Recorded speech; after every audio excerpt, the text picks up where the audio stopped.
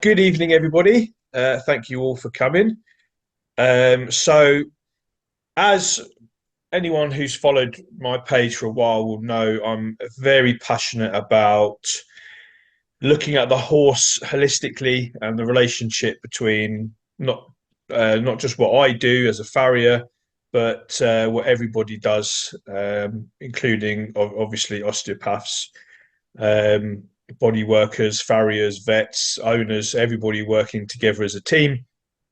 Very passionate about that because I've seen how closely everything affects each other. So, and because of that, obviously, I was contacted by the Animal London College of Animal Osteopathy, and we are now working together, which I'm really excited about. I'm going to be teaching some principles of farrier at some of their masterclasses and stuff like that.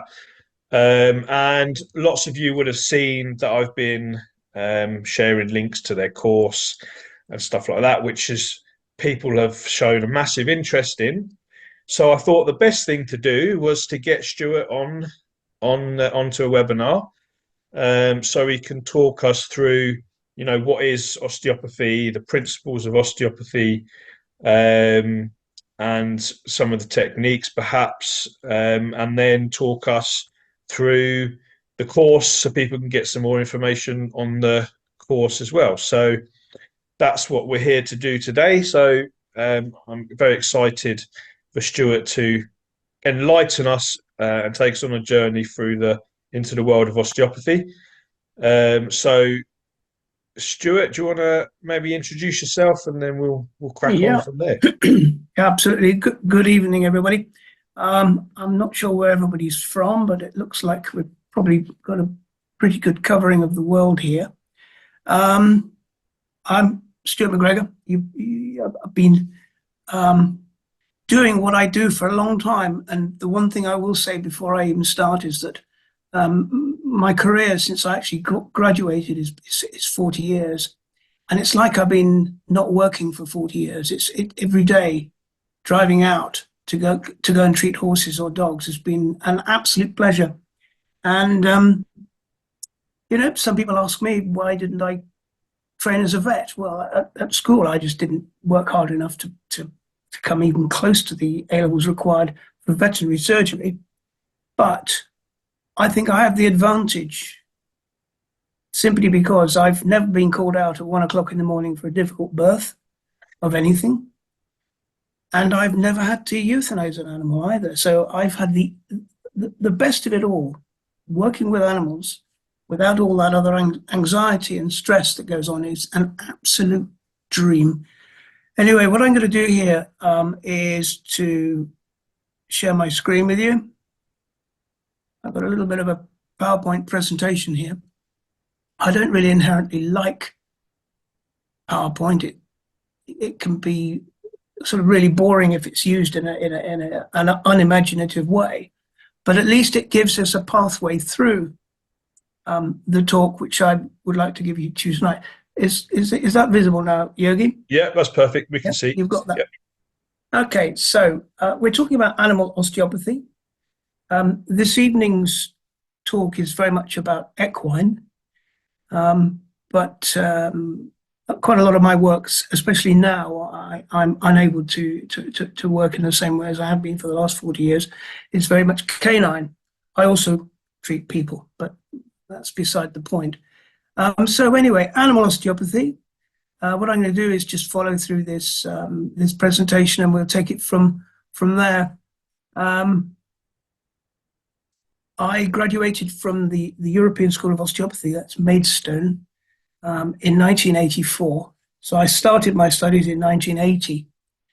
And I worked with horses before I became an osteopath. And I went to study osteopathy in order to learn osteopathy to be able to convert it to work with animals. So I wrote my dissertation on the principles of osteopathy applied to horses in 1983 and then presented it in 1984. So my work with horses goes back, 50 years, but as an osteopath, 40, 44 years, if you like, but certainly 40 years in practice, and 41 years actually treating horses. Obviously, I had to develop the techniques that I use myself. When I decided what I was going to do for my dissertation, I hadn't really allowed for the fact that there was nobody out there teaching it.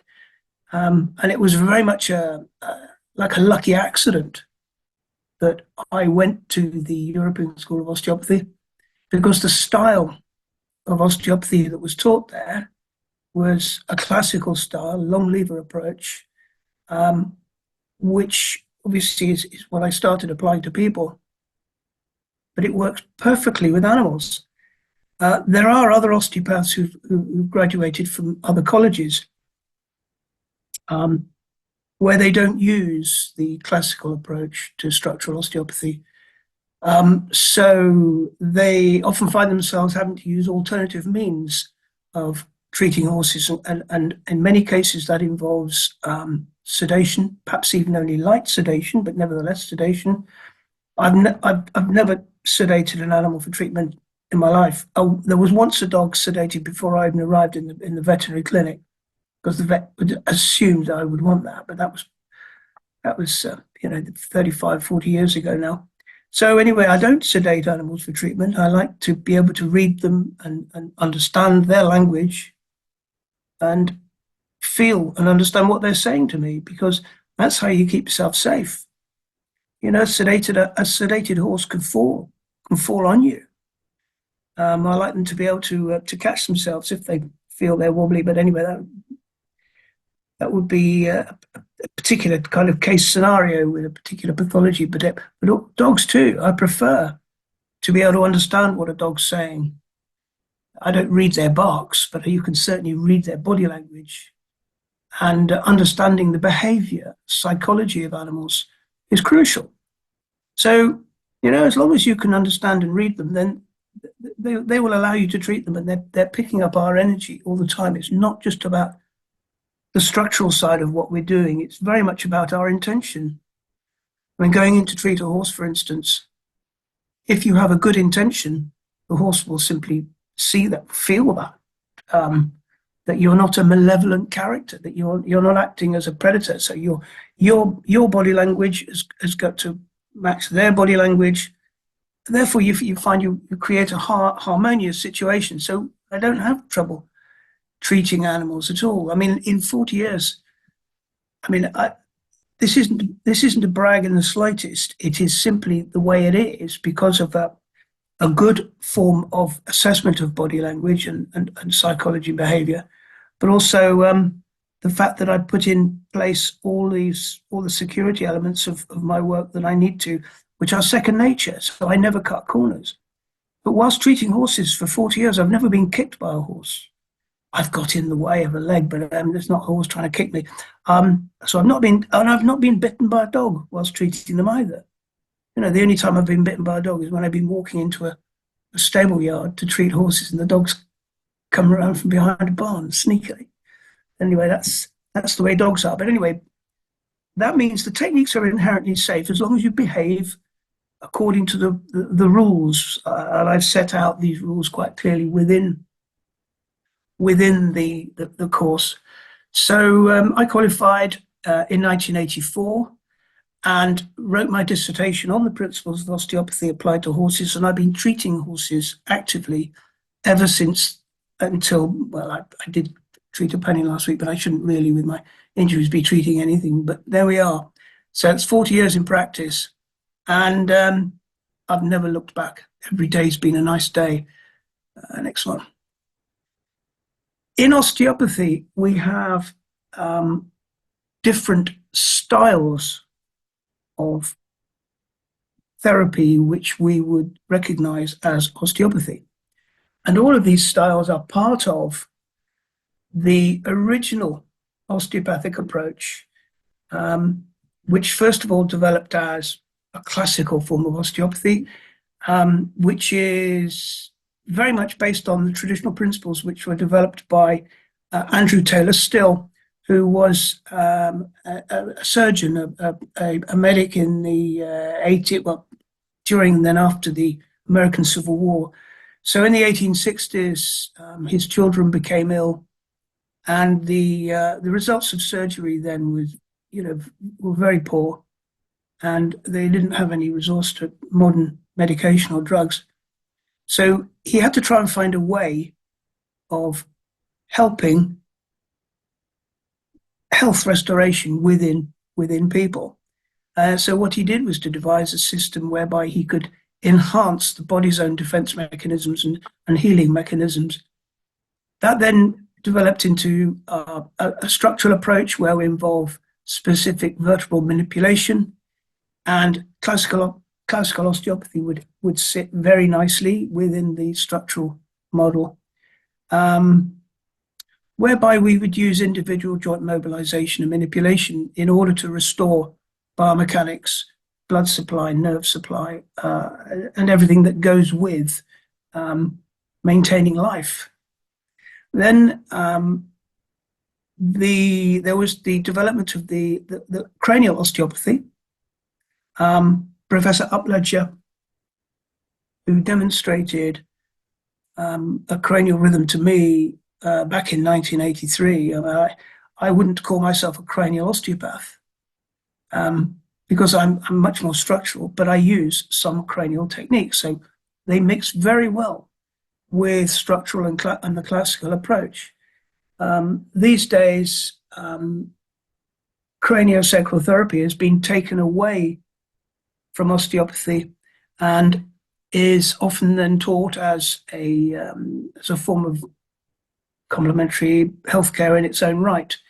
I prefer that it sits within osteopathy because if you require to loosen up or unblock, reduce tension in tissues, I'm not saying you can't do those with cranial, but sometimes it's quicker and more efficient straight away, where if you've got an acute case, to use structural classical approach. So that then developed into craniosacral therapy. We also talk about visceral approach, which is very much developed from a European model. The French and the Belgian osteopathic profession really started this with Jean-Pierre Barral and Pierre Mercier, and those people who were using visceral techniques in the late 19s, the early 1980s anyway. The thing about visceral, it's a little bit misunderstood because it's not necessarily just the manipulation of the viscera. I mean, if you take a horse, you're hard pushed to actually palpate the viscera. Everything's just too tight and too hard. You've got abdominal musculature to get through. But you can influence the viscera through the nerve supply and the blood supply to the tissues. We will touch upon those a little bit later on in their own right.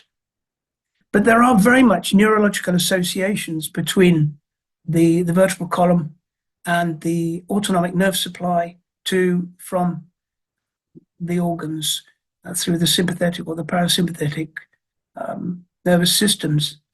So visceral is very much now a modern part of osteopathy. But again, I think it's better if it sits within the classical and the structural approach. I mean, you might not be able to directly influence the liver, for instance, with your hands through all the bone and muscle there is in the middle. But by articulating the ribs, by moving the chest and the thoracic spine, you are nevertheless also manipulating what's inside the animal. Also, then you can come to the autonomic nerve supply to the organs. I mean, you've got three major ganglions in the neck, for instance, the superior, middle, and the inferior ganglions in people. And they are responsible for sensory, superior ganglion sensory to the heart. The middle ganglion is sensitive. And then the last one is acceleration to the heart. So you can either speed up, slow down, sensitivity and activity. So cardiac activity can be influenced. You can't necessarily switch the heart off. You couldn't necessarily switch it back on. But through the neurological interaction between the central nervous system, the organs, you can influence the organs. So this is very much about visceral osteopathy. So we move on now.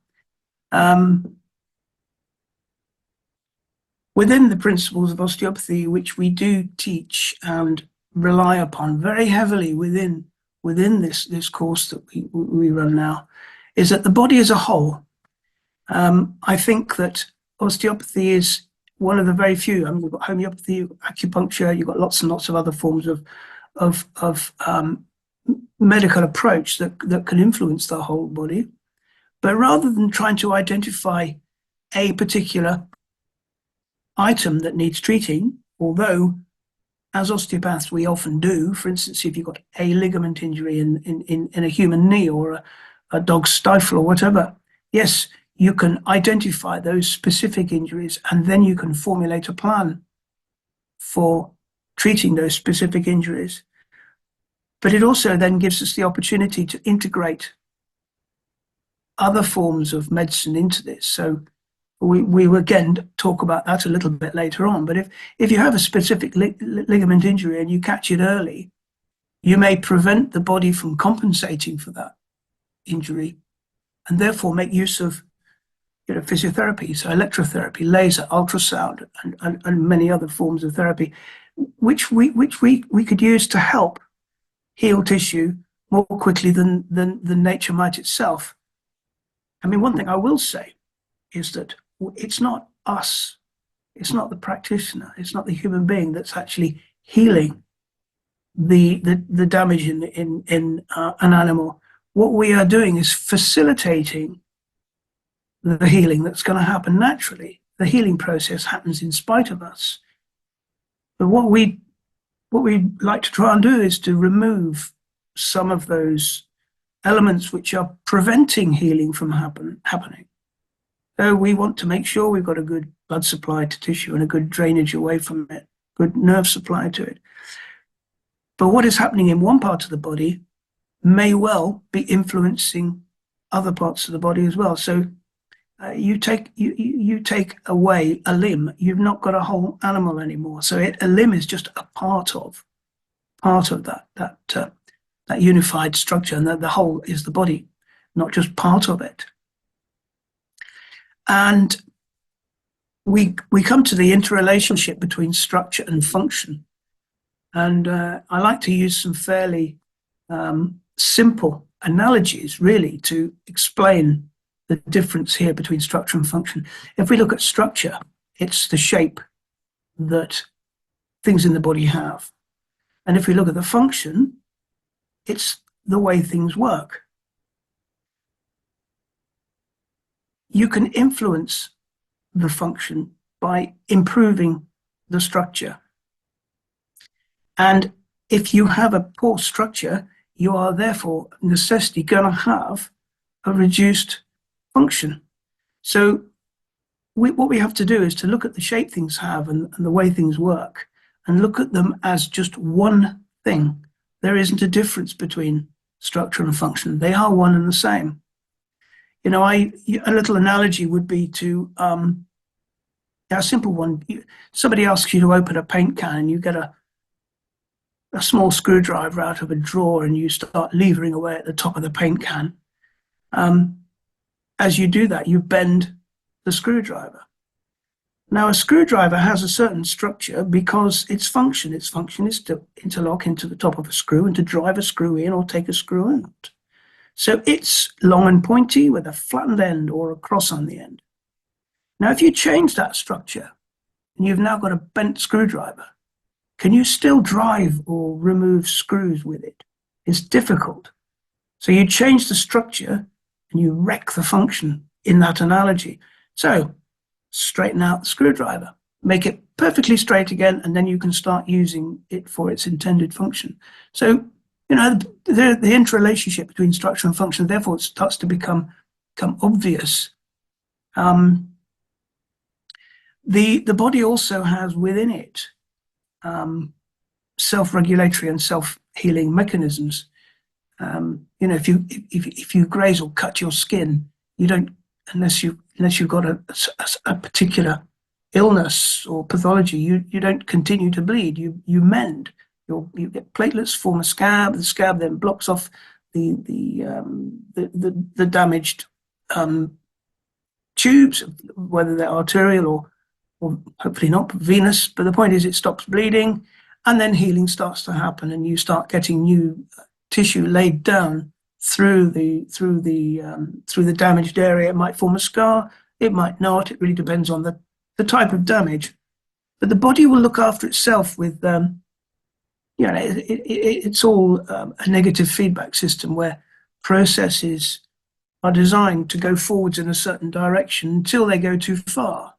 And then what the body does, it switches it off.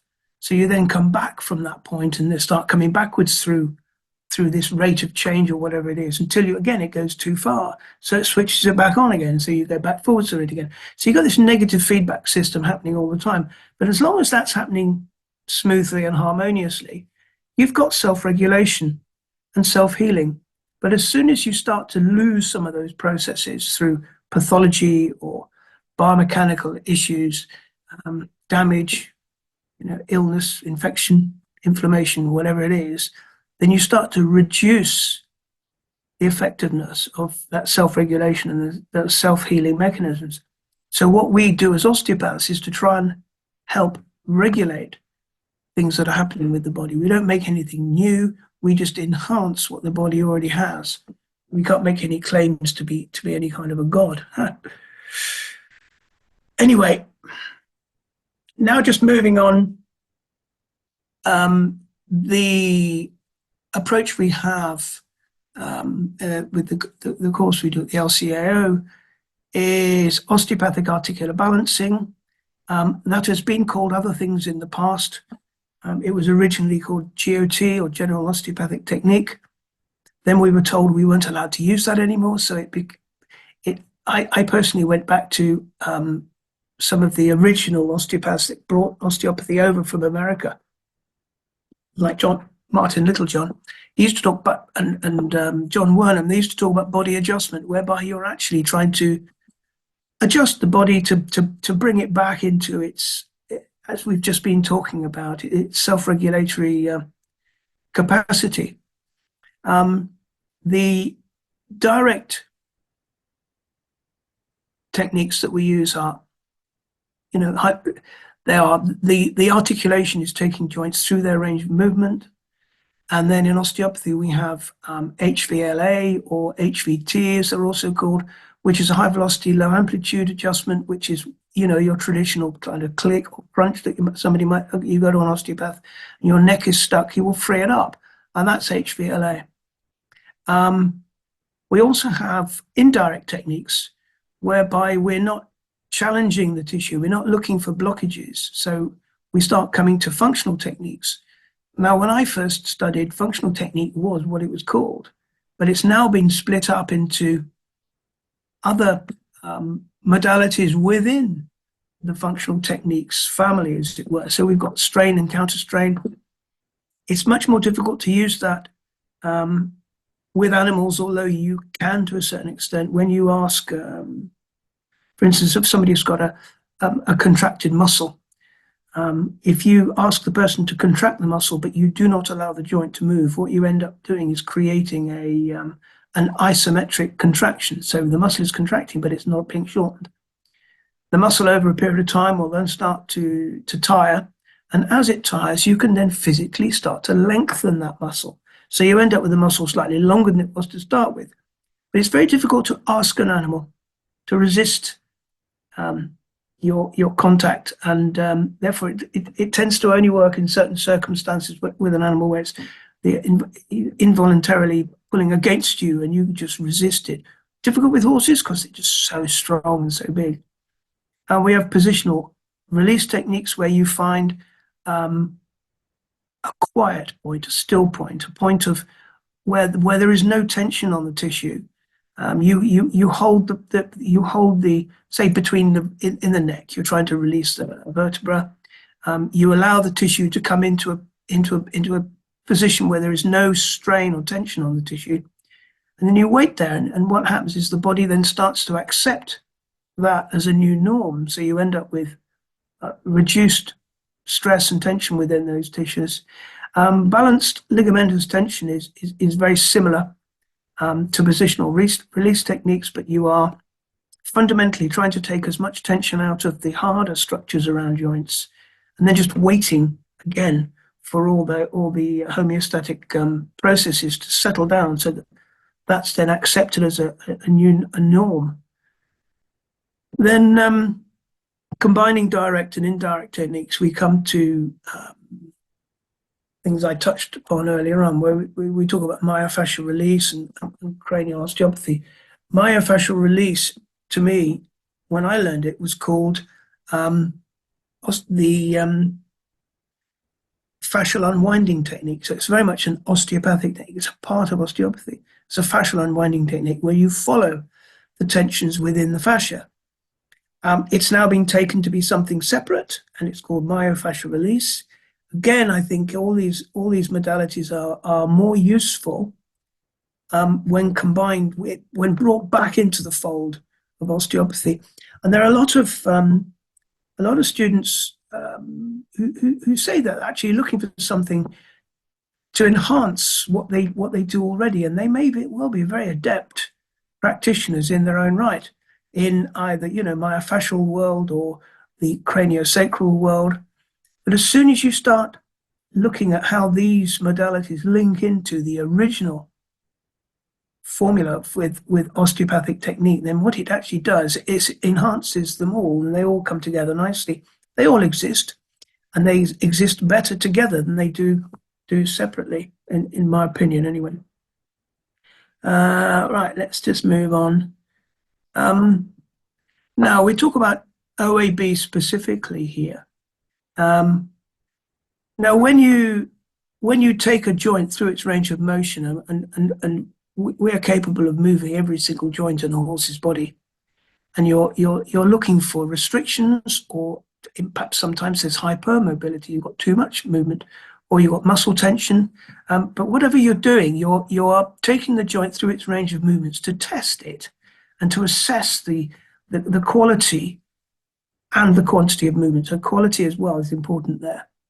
But whilst you're taking these joints through their ranges, you are both assessing the tissue and already treating it. And one of the reasons why OAB is such a good way of approaching maintenance in animals is because if you were to go through all the joints in a horse's body, on a monthly, 2 monthly, or 3 monthly basis. I mean, I used to get them to ask me back every 3 months, and what they do then is they avoid the original issues that the horse had if they're quite chronic or long term.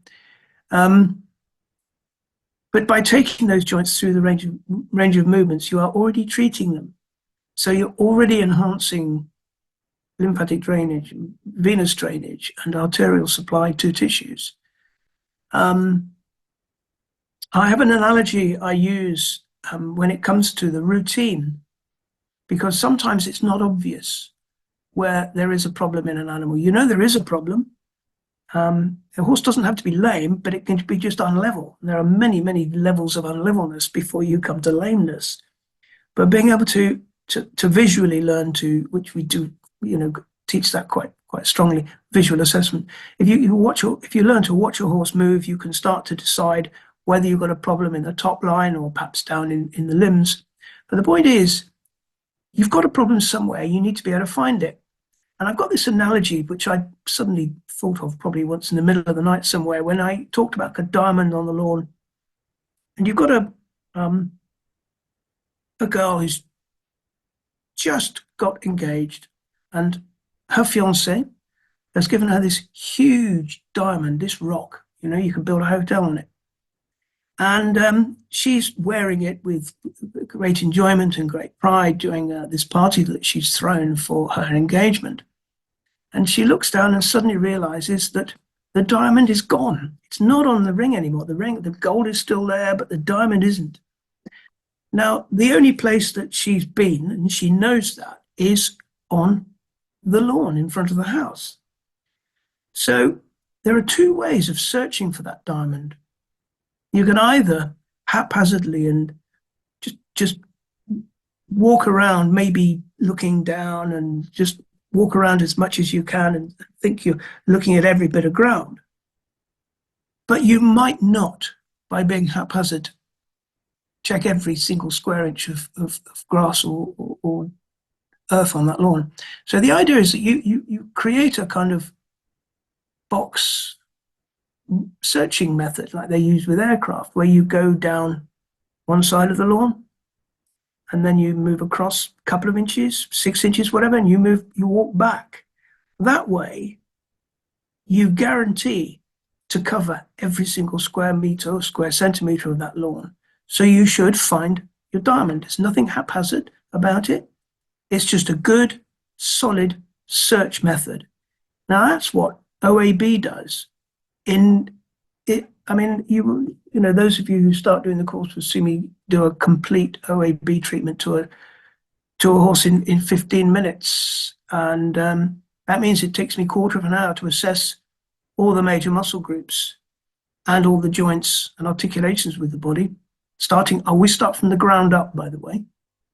And that way, by going through everything and then getting, you know, forelegs, compare the two. Back legs, compare the two. You've always got something to judge it by. You know, one leg and the other leg, or you know, this is not right because you picked up 100 other legs and they were never like this. So in other words, you've got comparisons to make. So you don't miss things. You do find what it is eventually, what's causing the issue.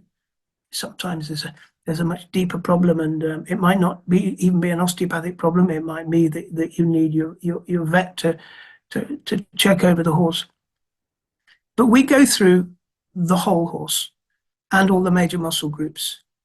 You know, we can test the flexibility and mobility of the hip, for instance. Now, you know, you can be a very good massage therapist, but you can't massage the tissue deep to the coxofemoral joint. It's good just 6 inches down through muscle. You can palpate through muscle, into muscle, through muscle, and then eventually get an impression of what's going on down there. But to move it about definitely gives you more information.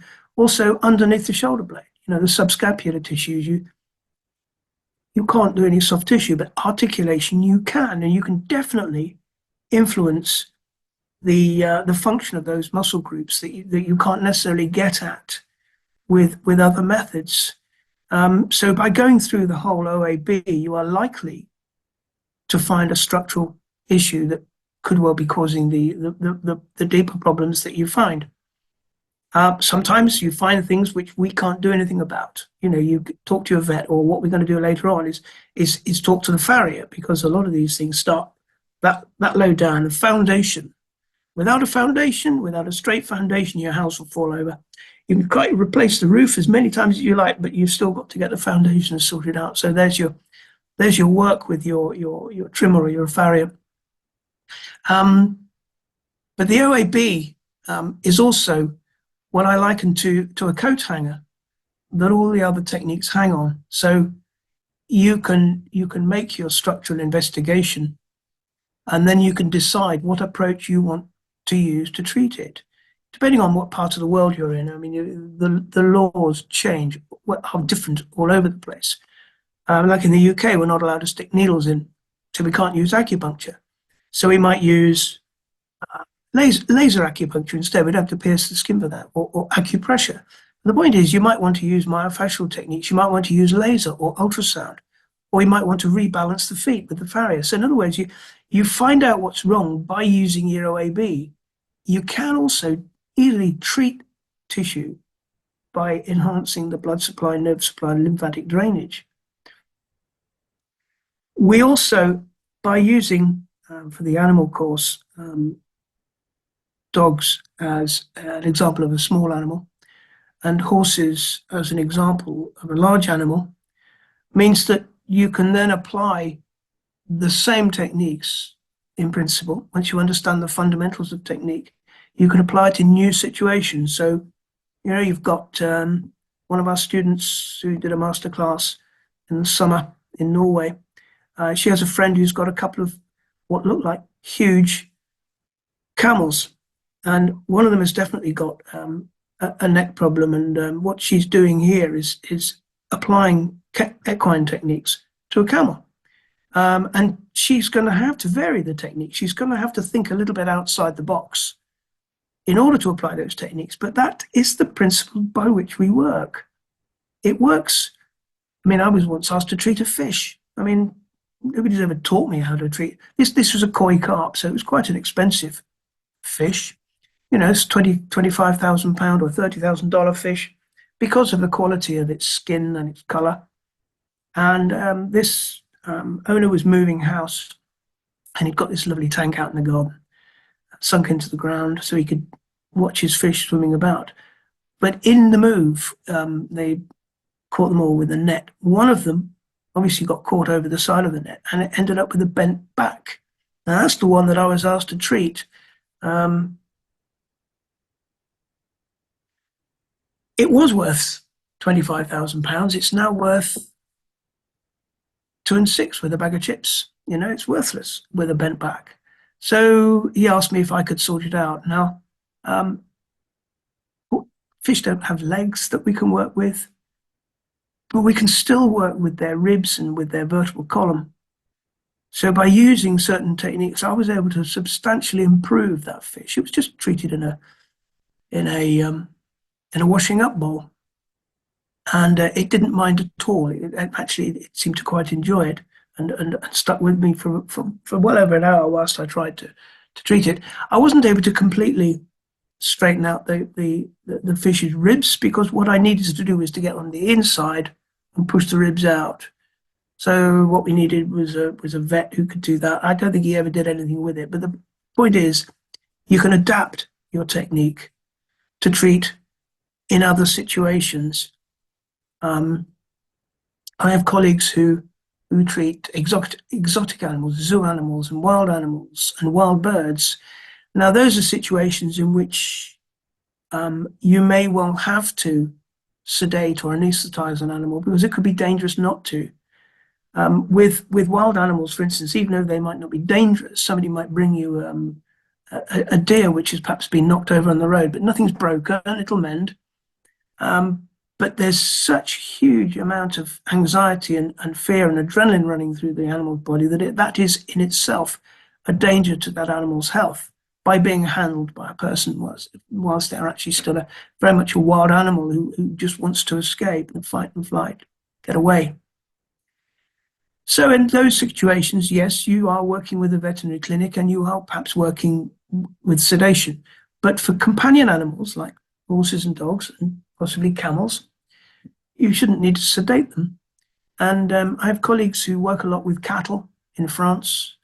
I work a lot with cats as well. And so, in other words, we simply apply the principles of osteopathy to whatever is in front of us. We work as a team, and other therapists are going to be extremely useful to us. I mean, we must never imagine that we are the only ones that can deal with any circumstance. We need other people around us, so that you need to be able to work with your vet. Now, in the United Kingdom, we have to work with veterinary referral anyway. We are all, unless you're a qualified vet and a member of the Royal College of Veterinary Surgeons, we are called unqualified practitioners, even though there is a section within the Veterinary Surgeons Act in the UK which says that vets can use physical therapists, and by that they mean physiotherapist, osteopath, chiropractor. But the vet has to refer the animal to that practitioner. So we end up building a very good relationship with our veterinary practices, and we can be very useful to vets because we're quite good at treating an awful lot of things which to them aren't really things at all.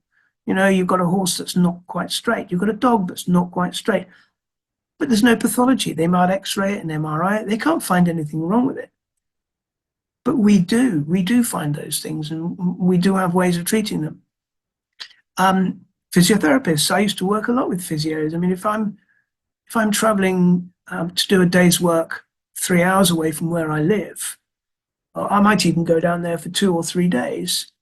If I'm coming across conditions that need repeated treatment, for instance, with shockwave, ultrasound, laser, then I can't go back down every other day or 3 days on the trot or whatever the protocol for that treatment is.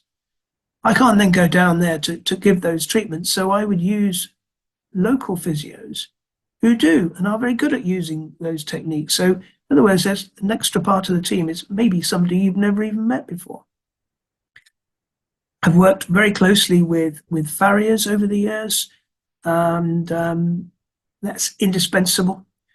There are an awful lot of cases whereby we can try to make a horse's body function better, but if the foundation isn't level, then there's no way that the top line is going to be, the biomechanics is going to be level. Dentists, that's another useful point. I mean, we need horses to be able to eat properly and to have a correct occlusion so that their mouth is working equally. I mean, you do find situations whereby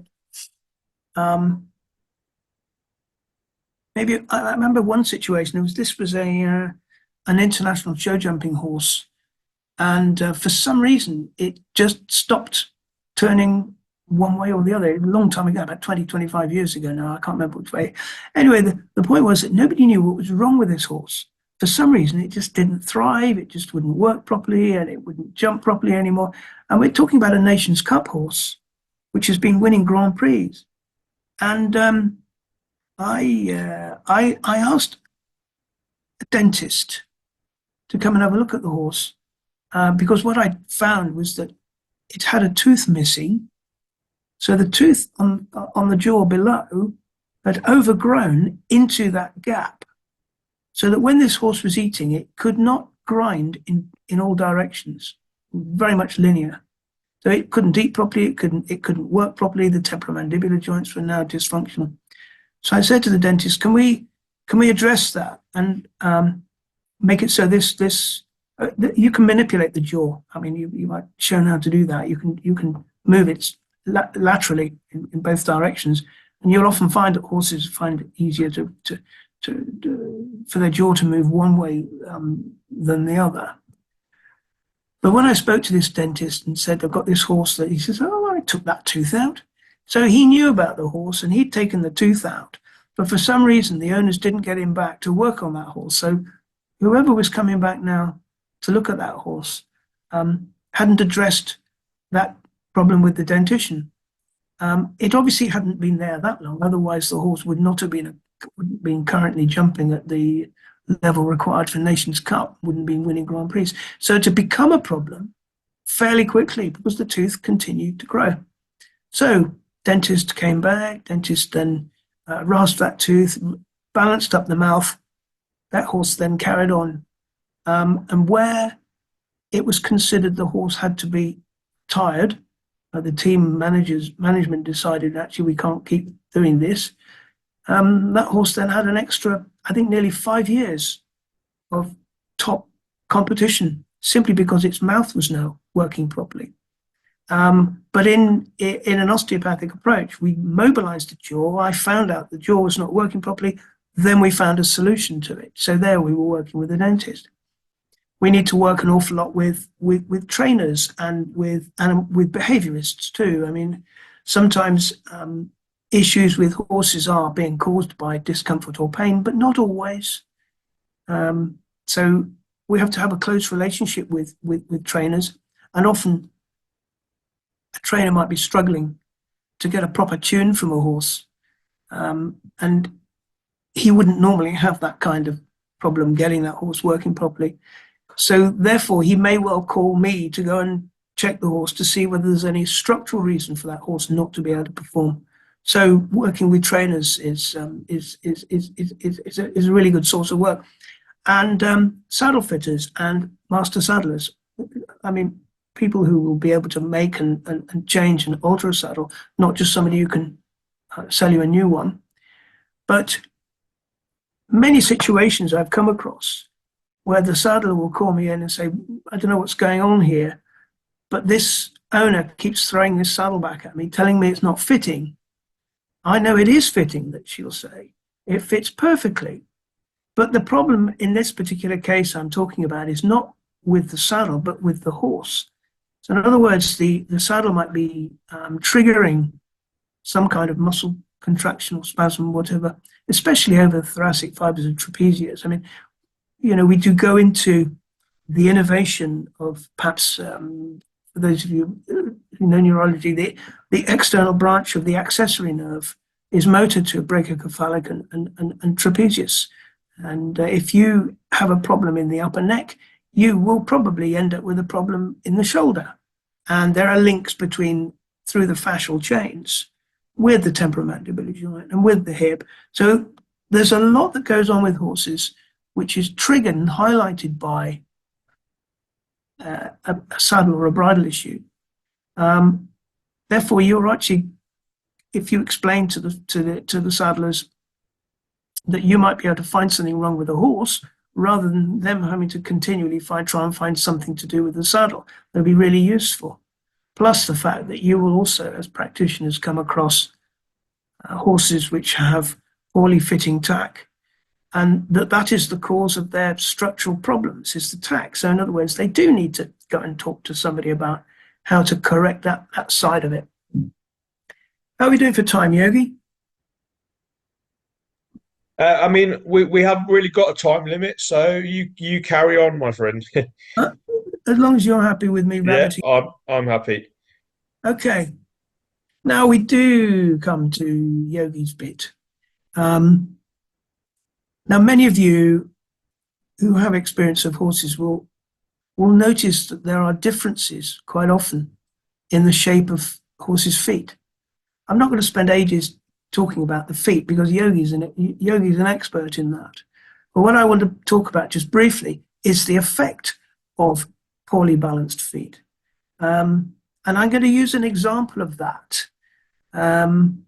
You can imagine that if you've got a horse with a high heel on the right-hand side and a low contracted heel on the left-hand side, there's going to be a difference in the length of the leg, the length of the limb. So just think very, very, very simply about the length of the limb. Like any one of you, if you wake up in the morning, you get out of bed, you go to put your slippers on, you can only find one slipper.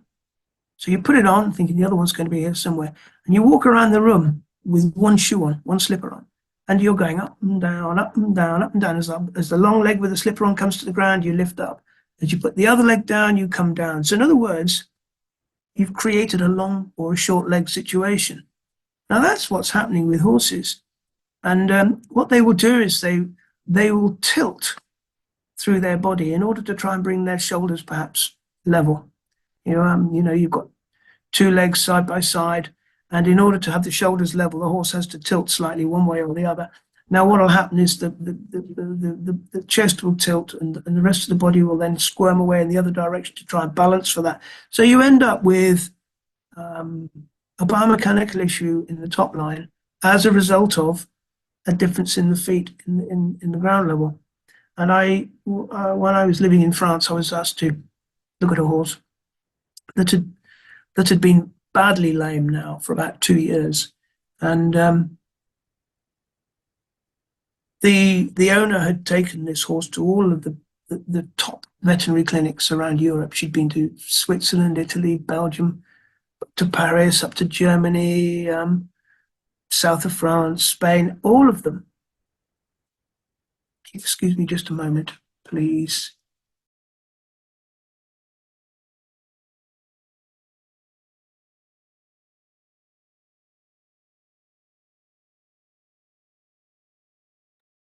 Sorry, I'm talking too much. And each of them had a different idea of where this problem was coming from. And she had a pile of x-rays, probably about 6 inches deep.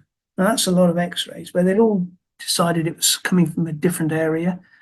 Some thought it was coming from the back end, some thought it was coming from the fetlock or the foot or the knee Anyway, this horse was x-rayed, and I'm surprised it wasn't glowing. It had so many x-rays. Anyway, the first thing I do whenever I'm going to treat a new horse is to just watch it move, watch it walk away, walk back, trot away, trot back, across in front, perhaps if if necessary. And this horse was literally hopping. And I looked at it and knew straight away, within 15 seconds, what was wrong with that horse. And then when I approached and looked more carefully, one foot was probably about 1.5 inches longer. And I'm not talking about just length of toe. I'm talking about the coronary band was about 1.5 inches higher on one side than it was on the other side. So every time this horse put that right foreleg to the ground, or whichever one it was, it jacked up on that side and then it went down on the other side. So the horse was giving the appearance of being lame, but this was a mechanical lameness. In those days, I used to shoe my own horses. I did learn to shoe horses a long time ago. I've never shot anybody else's, I only do my own. I didn't trust the local butchers. I think they were used to carving up donkeys and things like that in the area where I lived in France. But and you'd have to go quite a long way to find a refined, good quality farrier. We've got them all over the place in the UK now, and probably have in France. That was 40 years ago, well, 35 years ago. So you probably have in France now as well. But at that stage, it was pretty hit and miss. I did my own horses. At least I trust my own work. And this horse I had was not an easy case at all. So what I did, looked at the horse and then thought, we've got to just simply change that. So I spoke to the lady and I said, I need you to get the farrier in to come and address this. And I spoke to the farrier myself. What I'd like you to do is to take, 1/2 inch, whatever, 3/4 inch off that side, because there was that much hoof wall that you could do that. You still weren't going to get pressure, the sole pressure anywhere near the ground. You could easily take that much off it.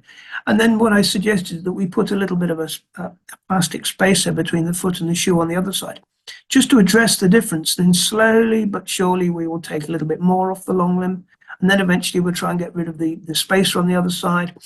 But if we couldn't do that, it wouldn't matter. Anyway, this horse almost immediately went sound because it wasn't lame because of any kind of pain. It was purely mechanical. So once you get that second slipper on and you then walking along the landing to make your cup of tea, you're walking smoothly and in a balanced way, same as this horse was. 6 weeks later, the horse was in a dressage competition where he hadn't really been able to do very much. And the dressage judge just thought, well, he'd been badly lame in front for goodness how long. I said 2 years. That's long. 2.5 years is how long she'd had the horse.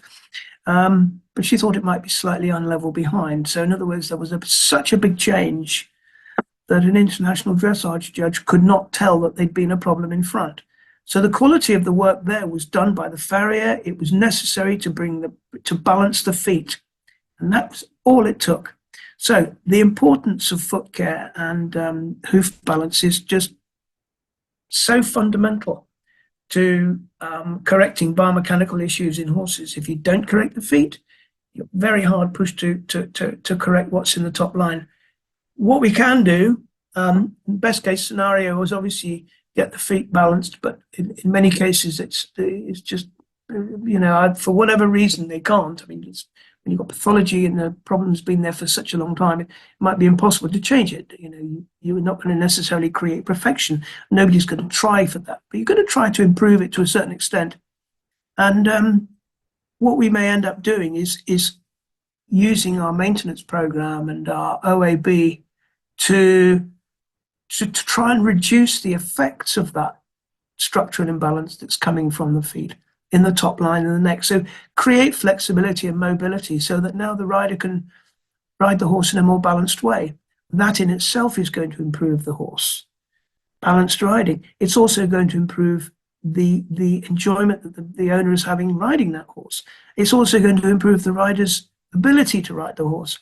So in other words, everything starts improving if we can start creating flexibility and mobility in the biomechanics. That includes the feet, massively. Okay, so I'm going to come now to the online course which I created. When we went into lockdown, rather than sitting out in the garden in the sunshine, I decided to try and create an online course because I'd started to actually have to teach. I've got students here in the UK already. We do a university validated course for people who are registered osteopaths. But what I wasn't, we weren't allowed to meet, so everything had to be done either online or, well, I don't know, just we had to adapt.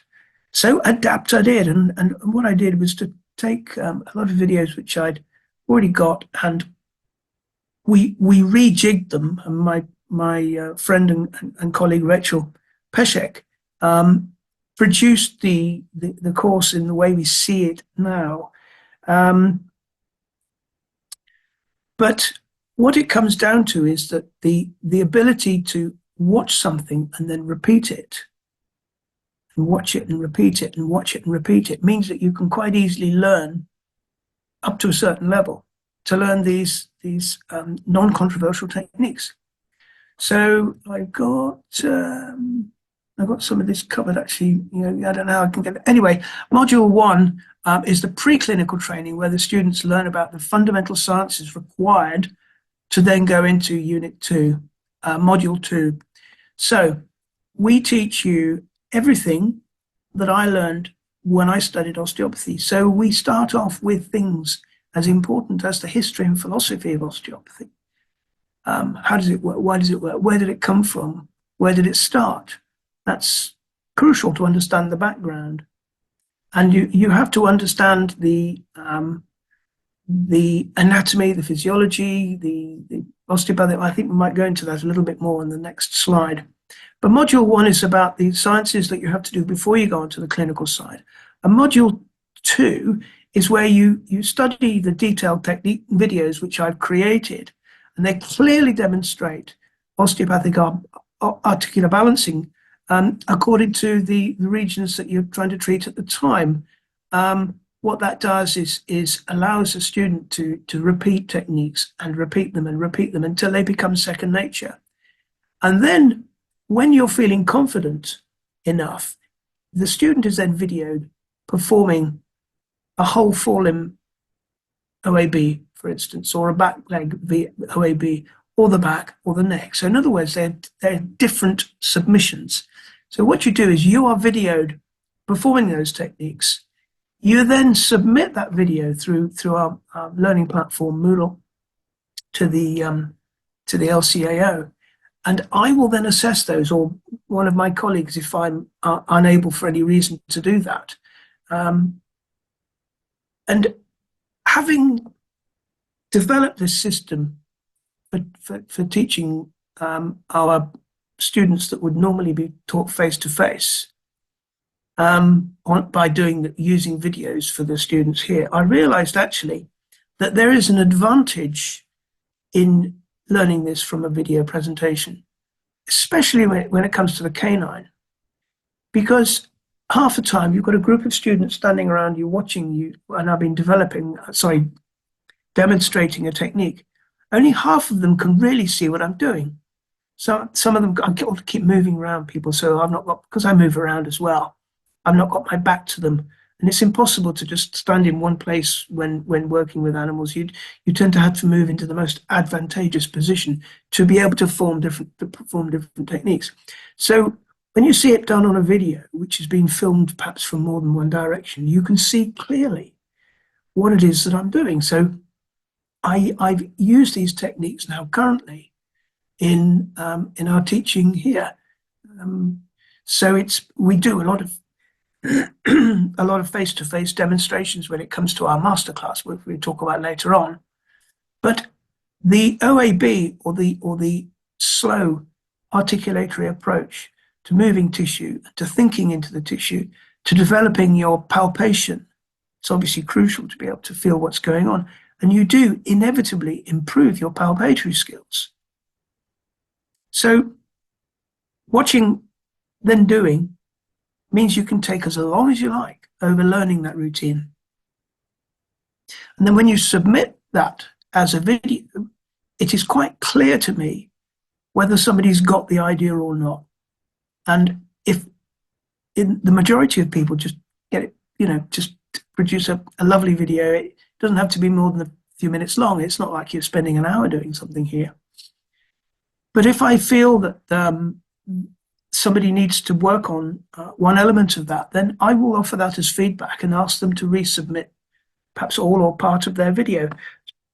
So it means I can control quite easily the quality of the videos being submitted and keep a real finger on the pulse of how things are developing. But in actual fact, I'm really impressed with the work that students are producing.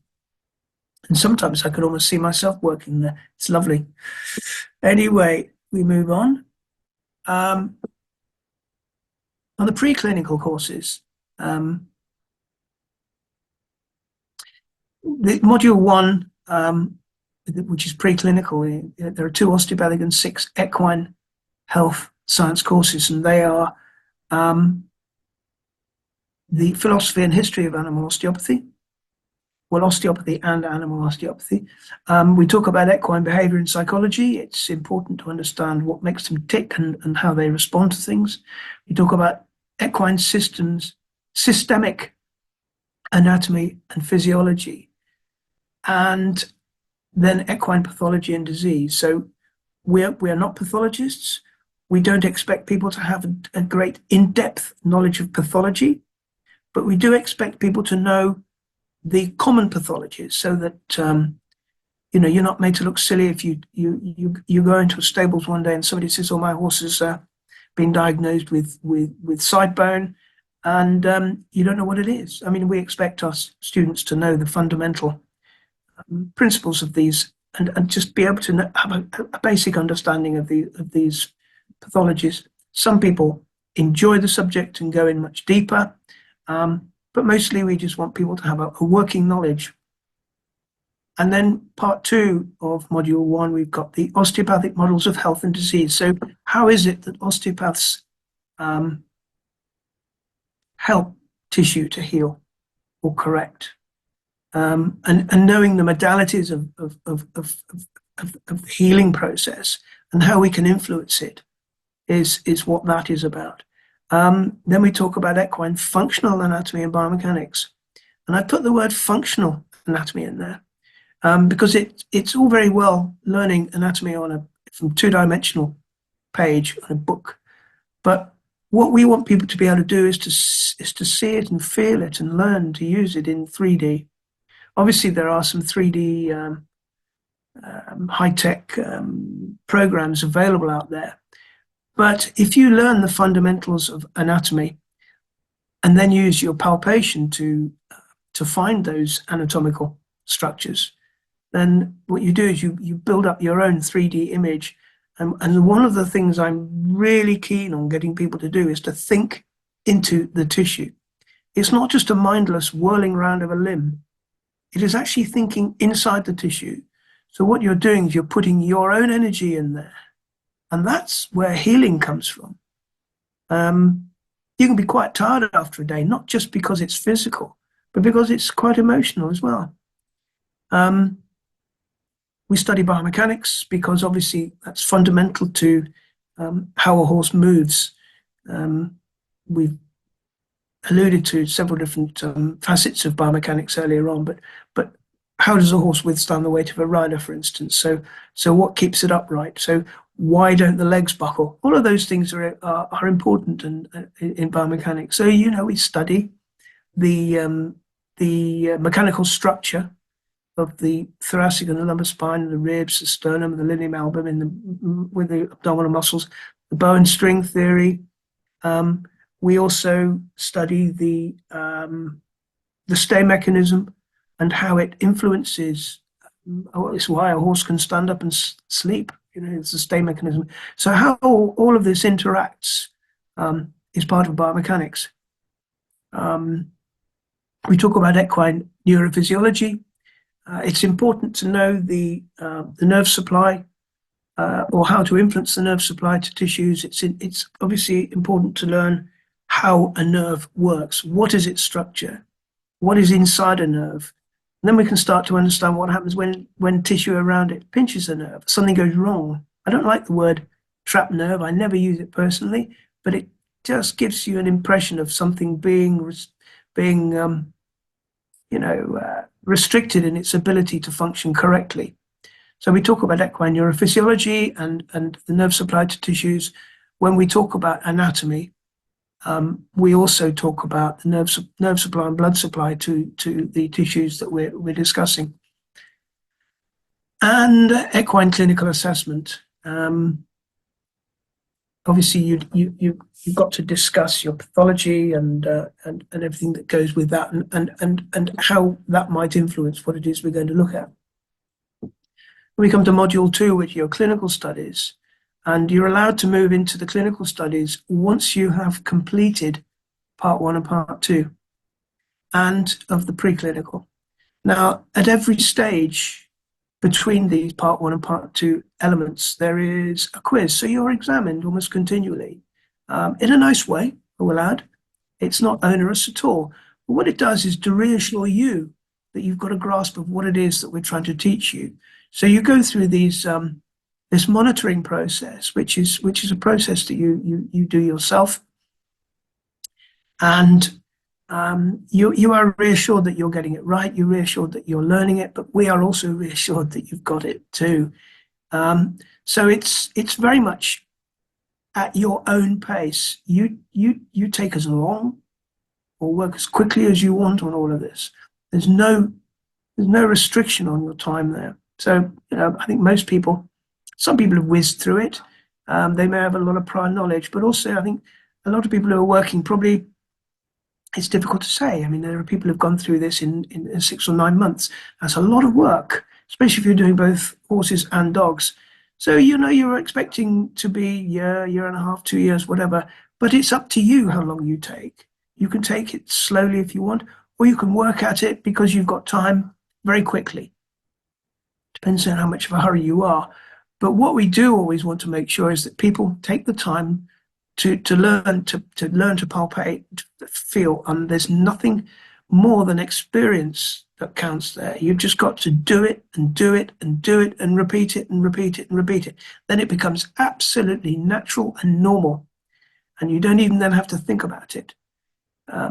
Sometimes you're looking for things and looking at things and treating things, which, as I said earlier on, aren't really things. They're just differences in tissue texture. There's no pathology there. There's nothing really to put your fingers on. Well, sorry, you see what I did there. We do put our fingers on them. But the point is that you learn from experience. So, if somebody whizzes through the course very quickly, they haven't necessarily picked up the experience they might need, but they would then develop that in time. So, as I said, the clinical studies require you to watch and repeat videos, submit them, and then once you've submitted and finished those, you have to, right at the end, do 10 cases as case histories and treatments. So you have to write down and keep notes of your work with those animals, whether they be horses or dogs or both. But the idea is that you show that you can manage a case and that you can make comments about the animal, and that you might be able to determine, see, and you get a degree of improvement in tissue. You also get feedback from the owners, whether the owner's finding it easier to ride this horse or getting a better tune out of it. So those 10 cases are quite important, and you just write down your notes and keep them, and then you submit those as a submission. And then right at the end, you do what at the moment is called a thesis. It's not a huge, great, long research project that's going to take you years and years to do. It's as long as it's a subject that interests you, any form of research is going to be, welcomed by you and interesting to do. So you submit an essay. I can't exactly remember. I'd have to ask Rachel Peshek how long that essay has to be now. But then once you've done your 10 cases, and you've got your thesis in the bag. You submit, or in between these two, if you wish, you submit a video of you actually treating a case. So you go from start to finish with that. Your video taking the case history. Your video contains the walk up and the trot up, or the palpatory exercises with the animal. And then it'll show you your clinical assessment of that animal. And then you'll discuss the treatment of that animal. And you'll make a note of these things. But it's videoed. So in other words, we can see that you're applying this correctly and that you've actually got the message of how it is we want to see this happen. So we hold your hand all the way through. If there are things you don't understand, there's two or three of us who would be able to explain through email what it might take to improve or change, or if you've got questions that you want to ask about a particular case. It is very difficult to discuss and talk about individual cases, and I tend not to like doing it simply because the animal isn't in front of me. I can't put my hands on it. Therefore, anything I might suggest could well be in the right direction or perhaps not. So we don't tend to offer advice on individual cases, but we would advise you perhaps on how you can find out what you might do with that particular situation. So it is a learning curve, but we are getting some spectacular results from students. And then once you've finished, you've got your. In fact, the next stage would be what we call a masterclass, and you're allowed to do the masterclass after you've finished your clinical studies up to your 10 cases and your dissertation. You can do those after the masterclass. In fact, sometimes I think it's an advantage to do them after the masterclass simply because you know more. Now, the masterclass happens in several different places around the world. Our first European masterclass was in Norway last summer. We just completed last Friday, whatever it was, our first a masterclass in Australia. So what happens there is people go through, it's a 9-day masterclass made up of 4 days canine and 5 days equine. And, the first thing that happens every morning is you have an hour's brief as to what you're going to do during the day, with perhaps videos or demonstrations, if it's canine inside, if not, you have to wait. Then you go out, have a break mid-morning to give your brains a bit of downtime. And then you go out into the stables for about 3 hours. You then come back for lunch. You then go out into the stables again in the afternoon, have a break, then go back out into the stables again afterwards. So we finish about 5, and then there's a half-hour debrief where we discuss and people ask questions about what we've been studying during the day. But what we then approach, this is now face-to-face. So it means that now face-to-face we can teach the more complicated and high-end manipulation necessary. So you can get structural manipulation of the neck, pelvis, hip, or distal limb, for instance. But those techniques are taught face-to-face.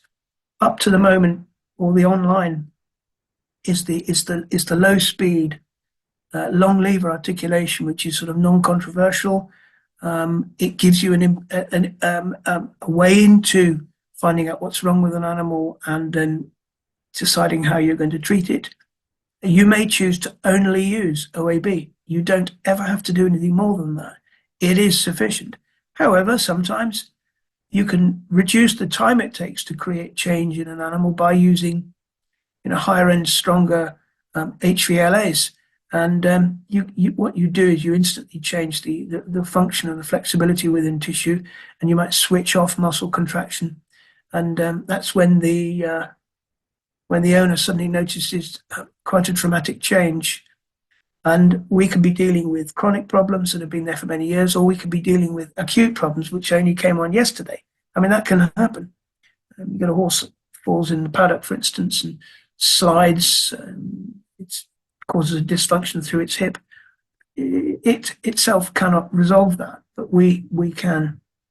So The masterclass is where you learn the high-end manipulations that can only be taught face to face. We have various organizations around the world who accredit our courses. Excuse me, I'm just looking for whether I got an answer to anything.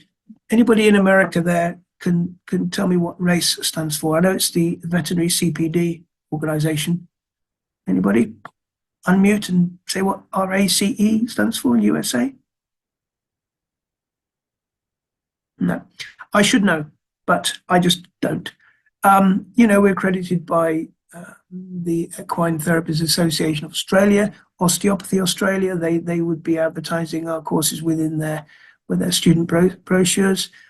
Next to Osteopathy is my organisation here in the UK, the Osteopathic Centre for Animals, and UK Rural Skills. We're working quite closely with them because we're increasing the level at which we teach. See, we can teach people to do this, but we also need them to be able to prove that they are learning in an academic way. So UK Rural Skills have given us a sort of a level 5 or foundation degree level with our studies at the moment, and we're looking to try and get the course up to level 6, which would be bachelor's level. It doesn't necessarily mean we're going to be regulated or validated by university, but the level of the teaching is there. The International Veterinary Chiropractic Association also accredits us, and the International Institute for Complementary Therapists, Animal Acupuncture and Massage. So we've got other bodies around the world who are aware of what we're doing, and what we're trying to do is to all sing from the same hymn sheet. So we're definitely not trying to ever create a hierarchy in animal osteopathy. We're all in this together, and as soon as people stop trying to rubbish each other's courses, then we'll find ourselves being a lot more harmonious. As long as people are taught well, we've all got a very, very, very, very, very good, bright future in animal osteopathy. So that kind of ends what I wanted to talk about, Yogi, and perhaps now, if you wanted to ask me questions or things about what is precious to you, then we can sort of extend it in that direction if you like. Right. Well, thank you very much. I thoroughly enjoyed that. I'm sure everyone else did. Well, I'll ask everyone if they've got questions first. So let's see if we've got any questions. Guys, if you've got any questions, pop it in the chat and we'll ask that now.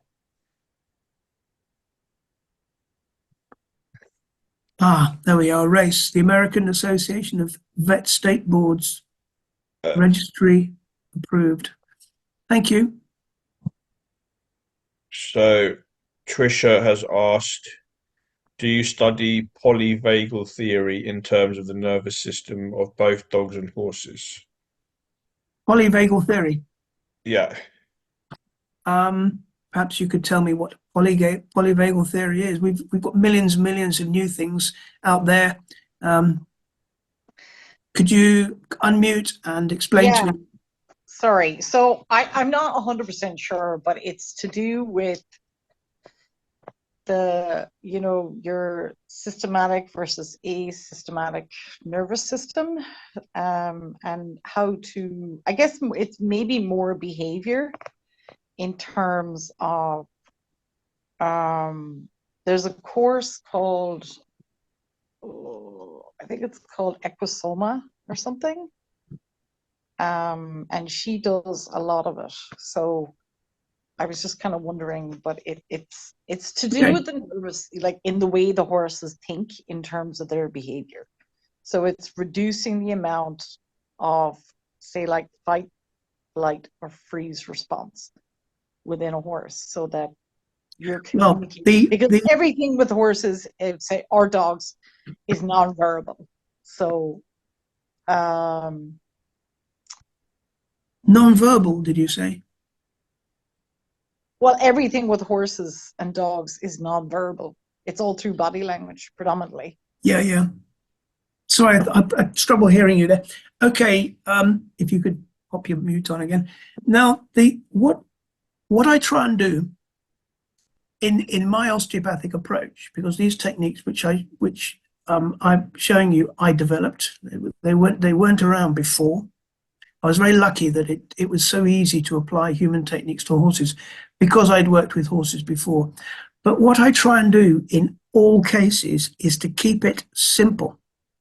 I see no point in overcomplicating things. If we've got, we are very much dealing with structure and function. We may need to have an understanding of behavior and response, behavioral response. But as part of the course, we're dealing with recognizing that behavior and that response rather than necessarily acting as a trainer to change that response. Sometimes we do with our own students here a little bit of behavior and training in canines, is because it gives us an indication as to how we may approach an animal that could prove difficult. But in terms of your question about that specific approach, then we would be approaching all animals in the same way, with the same care and attention, and trying to modify our body language so it becomes acceptable to the animal, even though we might not necessarily know how to influence those behaviors. But once we know how a horse ticks and how a dog ticks, we can then start to approach the animal in a way that's acceptable, and therefore we don't continually find ourselves coming up against a brick wall. So I tend to keep it very simple.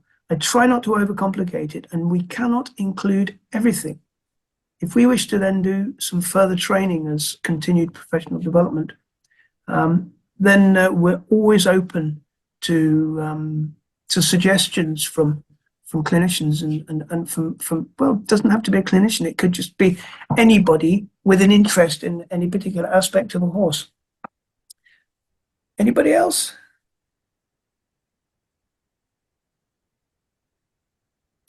Sorry, Stuart, somebody else actually posted what polyvagal theory was, so I'm not sure how correct I was. They put it in the chat. I'll have a look at it later.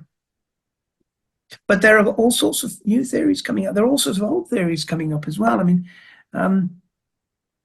when I was a lad, I was taught not to feed silage to horses. Look, everybody's feeding the stuff now. I'm wondering if it's Yogi. You might be to suggest it might be a cause for many of the metabolic issues that we're finding horses get these days. It's too good for them. The horse has got a lumpy, bumpy diesel engine in there. It's not a high octane petrol engine. You don't need to feed it high grain food.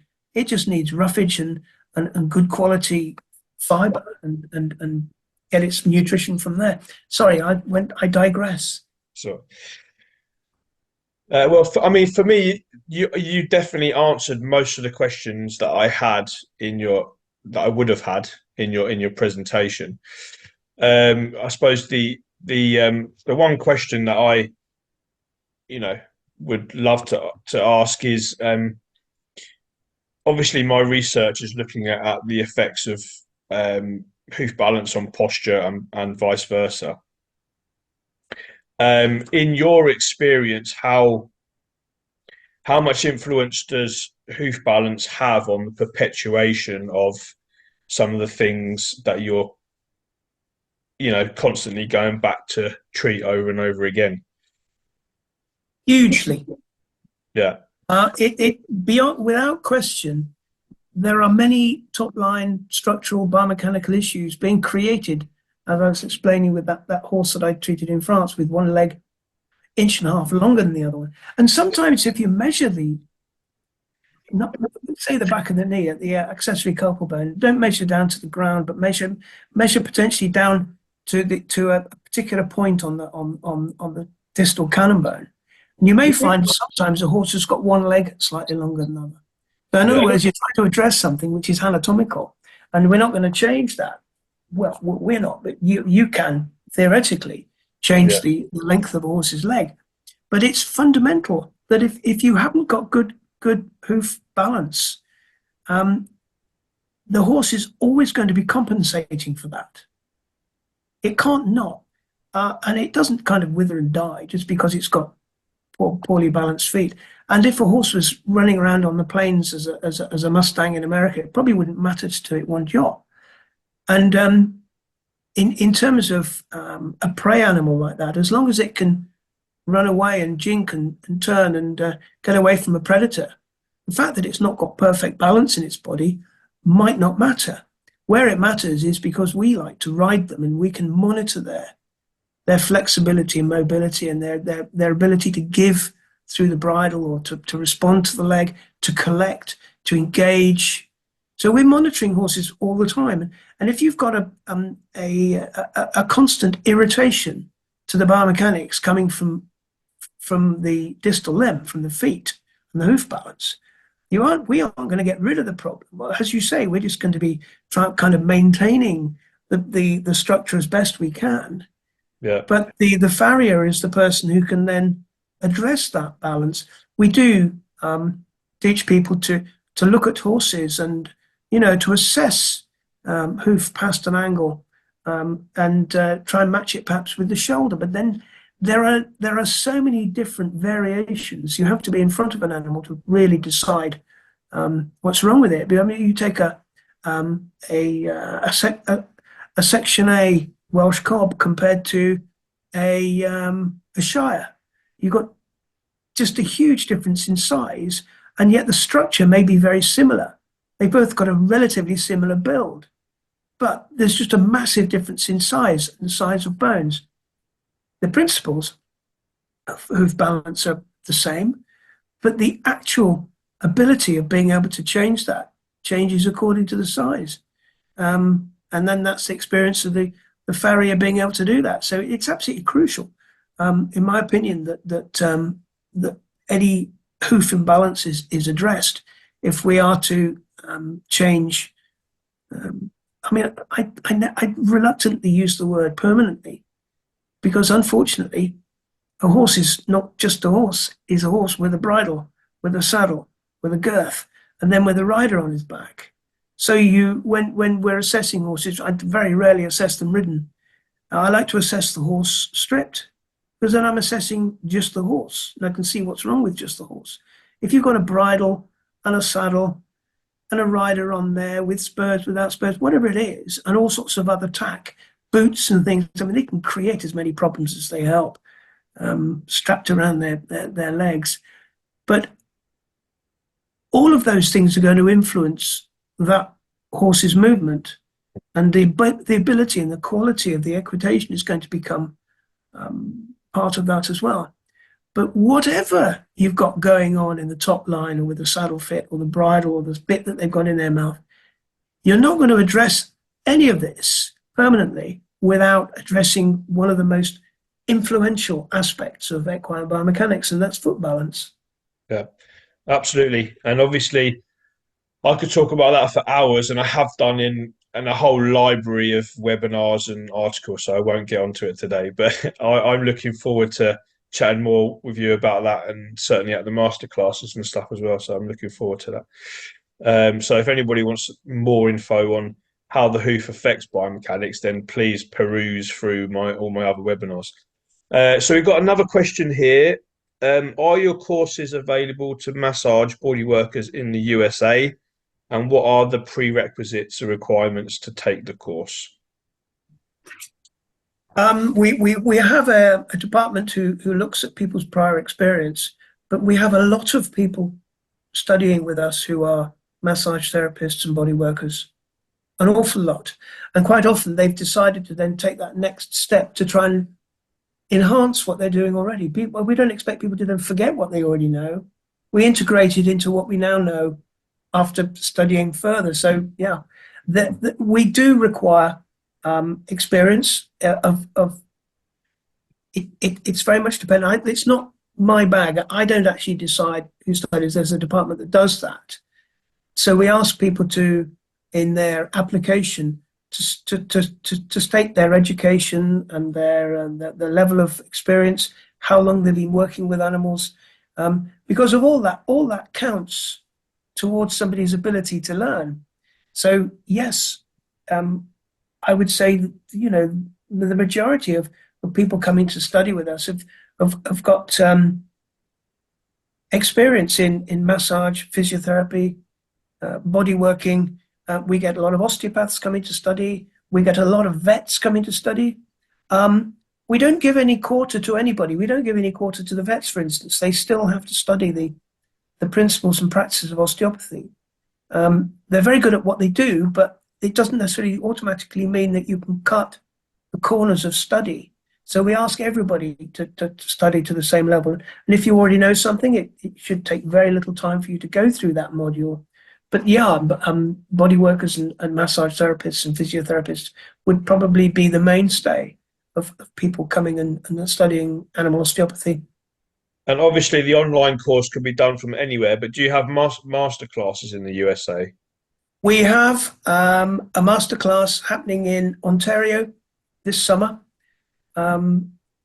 Just if I was to say just outside Windsor, it's just opposite Detroit. So in other words, it's in the very south of Canada. So the people from the United States would travel up to. Rachel Peshet lives just in that area, so that's why she can get access to the horses we need and access to the dogs we need. It's somebody in on the ground that facilitates the actual venue and the animals. We turn up and teach. But yes, those people from the United States this year, I think the masterclass in Ontario is already full. We've got maximum. We don't go beyond. We don't go to stupid numbers. It's just pointless. We want people to learn to study, not just have a glance of something that might be happening. So we limit the numbers. Ontario is already full. We will be having a masterclass in the United Kingdom in October. Sorry, I'm going up at the end of my sentences there. We also we will decide as and when where we've got students and where we're going to have the future masterclasses. But that's not necessarily me that decides that. It's somebody who knows geographically where perhaps most of the students are coming from and where we can most easily create the venue. Great, lovely.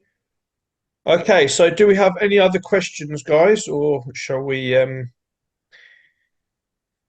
go and enjoy the rest of our evening? What? Any more questions, guys? Oh, somebody's asked, what are your thoughts on treating? Sorry, hang on. I emailed you the other day in regard to my horse saying we reach C1 to 2. What are your thoughts on them eating while receiving treatment in that area? Not sure if I understood that. We do treat the upper cervical spine regularly, and we learn to manipulate. I think they're asking how they can't reach them. They can't reach C1, C2. Oh, hang on. Yes, this is somebody. Hang on a minute. Yeah, I received an email from somebody because this horse is 19 hands. Right. In other words, it's like an elephant, I suppose. It is challenging, but with the techniques that we use, we tend to find that the animals bring their head down because I'm only 5'6". So a horse at 17.3, if it lifts his head, it's well above my head. And I'm not manipulating above my head. I'm manipulating horses, well, fundamentally in front of my chest. So just because of our approach, horses tend to bring their head down to you rather than you having to go up to them. I never encourage anybody to climb on a bale or a box or a milk crate, whatever it is, to treat horses, because I feel if you climb up on something, you can theoretically be knocked off it. So I tend not to climb on anything. I tend to bring the horses down to my level. When it comes to, it really depends on how tall. Who was it asked that question? Anyway, it depends on how tall they are. I mean, if they're 6'3", fine. If they're 5 foot, then there will be a struggle.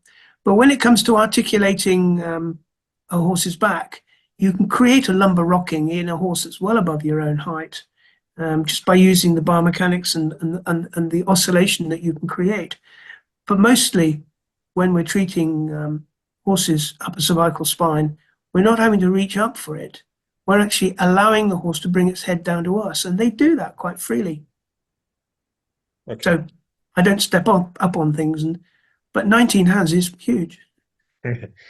Okay, lovely. Right, I think we will end it there. Thank you very much, Stuart. I really enjoyed that. And obviously it's recorded, so I'll encourage as many people as possible to watch it, because I know there's been a massive interest in the webinar. We've had, I think, hundreds of people sign up to it. So I assume a lot of them will watch the recording. So thank you very much. If you guys have got any further questions, I'm sure Stuart is fine with you emailing him with those. So thank you, everybody, and good night. Thank you. Just before you go, Yogi, Yeah. if anybody wants to find out any information about the course, and this is where you'd find out where things are happening and how things are happening, then go online. If you Google my name, Stuart McGregor, it'll probably bring up the course that we run at the London College of Animal Osteopathy. But Study Animal Osteopathy Online is a site that you'd be able to use. So just Google the LCAO and it'll bring up. And then if you look for the information department, that's Gabriel.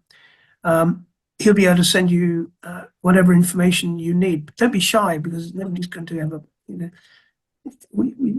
obviously we're here to try and help you develop your practice and your approach to treating horses. Anyway, it's been really nice meeting you all, even if online. And don't forget, obviously, you do get a discount if you through my platform. So I've forgotten about that. Yeah. Yes, so, absolutely. Yeah. And it's good if you use that, because then these guys know that that's where you're coming from as well. So thanks very much, everybody, and we'll see you all again soon. Goodbye. Cheerio. Take care. Okay, bye-bye.